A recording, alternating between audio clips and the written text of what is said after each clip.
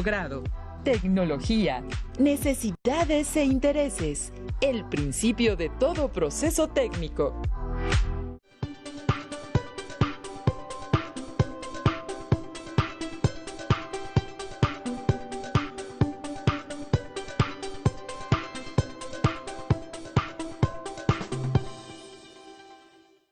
¿Qué tal?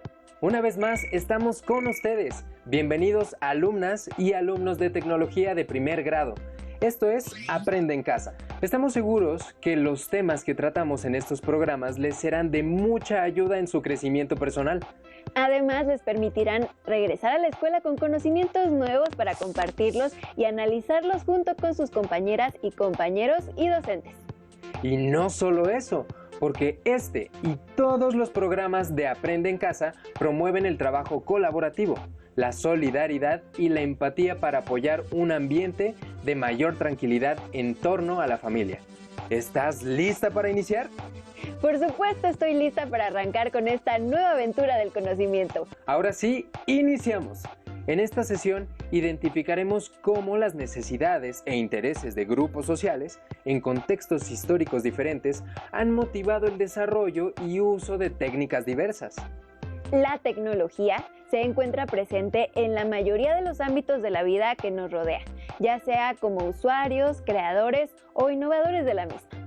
La tecnología en educación básica se divide en campos tecnológicos como lo son agropecuarias y pesqueras, de alimentos, de producción, de construcción, de la información y la comunicación, de la recreación y, por supuesto, de la salud. Este programa será como un viaje en el tiempo para que observen cómo las necesidades e intereses de la sociedad en diferentes momentos históricos han propiciado el desarrollo de nuevas técnicas. Y para comprender de mejor manera el tema, veamos el siguiente video que nos presenta una reseña de los acontecimientos de la humanidad y cómo la tecnología ha estado presente en cada uno de ellos. No olviden hacer sus apuntes. Entre la segunda mitad del siglo XVIII y la primera mitad del siglo XX, sucedieron importantes acontecimientos mundiales y transformaciones en todos los ámbitos de la actividad humana. Surgieron las características políticas, económicas, sociales y culturales que integraron a las sociedades y a las naciones que conocemos en la actualidad. En la segunda mitad del siglo XVIII surgió el liberalismo en Europa, una corriente política que defendía la libertad como un derecho, además del principio de igualdad entre las personas. En lo económico, el liberalismo defendía el derecho a la propiedad privada y a la libertad de comercio. El liberalismo fue impulsado por la burguesía, un grupo social que se oponía al sistema feudal, pues sus intereses se orientaban al individualismo y a la libertad económica. Por ello, es que este grupo impulsó los procesos que llamamos revoluciones burguesas, como la independencia de las 13 colonias inglesas o la Revolución Francesa. A principios del siglo XVIII, Inglaterra extraía materias primas de sus colonias en Asia. Por ejemplo, en la India, comenzó a elaborar manufacturas y a exportarlas al resto de Europa. La aparición de la máquina de vapor provocó un gran cambio que favoreció la producción.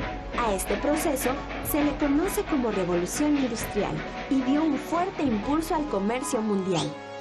De esta manera, la burguesía se fortaleció y se esparció el capitalismo, un nuevo sistema económico que requería de materias primas a gran escala para elaborar más productos.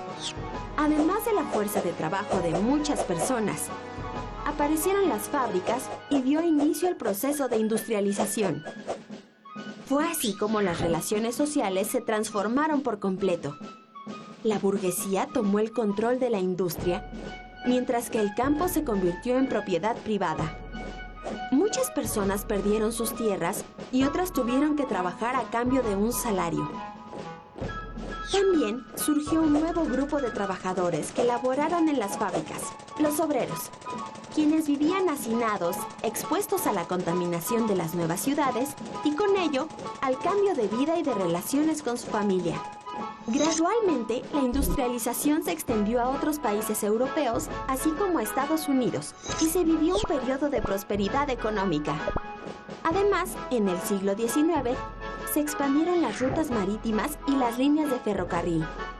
También se descubrieron nuevas fuentes de energía como el petróleo y la electricidad. A ese proceso se le conoce como la Segunda Revolución Industrial. Como consecuencia, las naciones industrializadas comenzaron a extender su poder hacia regiones con menor desarrollo en África y Asia, muchas de las cuales poseían valiosas materias primas que eran necesarias para la producción. A esta etapa expansionista se le conoce como imperialismo.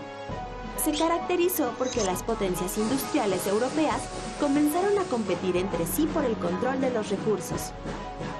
La burguesía, mientras tanto, se fortaleció aún más y dominó los ámbitos económico, político y social.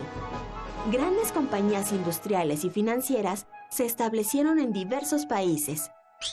Bajo estas circunstancias, al iniciar el siglo XX, el mundo estaba repartido y lo dominaban los grandes imperios coloniales europeos que rivalizaban entre sí. Las naciones no pudieron resolver sus diferencias de forma pacífica. Así, los intereses económicos e imperialistas se convirtieron en un factor definitivo para que estallara la Primera Guerra Mundial en 1914. Con la firma en Francia del armisticio de Compiègne entre los aliados y Alemania, se puso fin a las hostilidades, con lo cual terminó la Primera Guerra Mundial, luego de una etapa de fatiga en ambos bandos. Comenzó así una etapa de crecimiento económico en la que se aceleró la expansión industrial. Prosperó la demanda de numerosos artículos para el consumo de la población, así como los servicios urbanos y el transporte.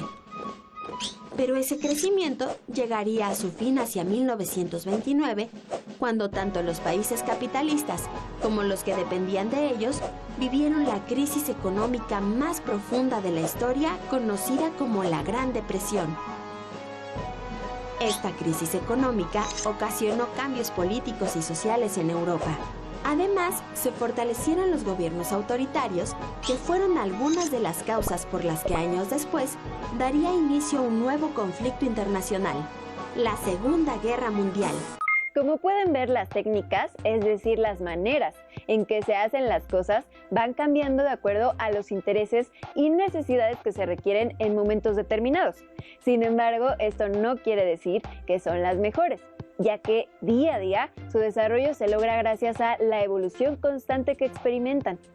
Un ejemplo de ello lo encontramos en el siguiente video, que muestra una cronología de la existencia del petróleo y cómo este ha cubierto necesidades de la sociedad a lo largo de la historia. Recuerden hacer anotaciones de lo más importante. El petróleo es la fuente de energía más importante de la sociedad actual. Pone en marcha a la industria, a la agricultura, al transporte y a la vida en las ciudades. Con el petróleo y sus derivados se fabrican combustibles, fertilizantes y objetos de plástico, entre muchos otros artículos. El petróleo se encuentra distribuido en el mundo de forma irregular. Las principales reservas de petróleo están en Medio Oriente, principalmente en Arabia Saudita, Irak, Irán y Kuwait. En el resto del mundo se encuentran en Rusia, Venezuela, China, Libia, México, Nigeria y los Estados Unidos de América. Entre Estados Unidos de América, China, Japón, Alemania, Rusia y la India, se consume más de la mitad del petróleo del mundo. ¿En qué países del mundo se produce más petróleo y en cuáles se consume más? Anótalo en tu cuaderno. Ahora elaborarás una línea del tiempo de la historia del petróleo con la información que a continuación te presentamos. En 1859, Edwin Drake perforó el primer pozo petrolero en Estados Unidos de América. Con la aparición de los primeros autos en 1895, la gasolina se convirtió paulatinamente en el principal combustible. En vísperas de la Primera Guerra Mundial, el consumo de petróleo aumentó para alimentar la industria militar. En 1928 comenzó la explotación de petróleo en Medio Oriente. En 1960 se crea en Irak la Organización de Países Exportadores de Petróleo, OPEP. En ese entonces la integraban Venezuela, Arabia Saudita, Irán, Irak y Kuwait.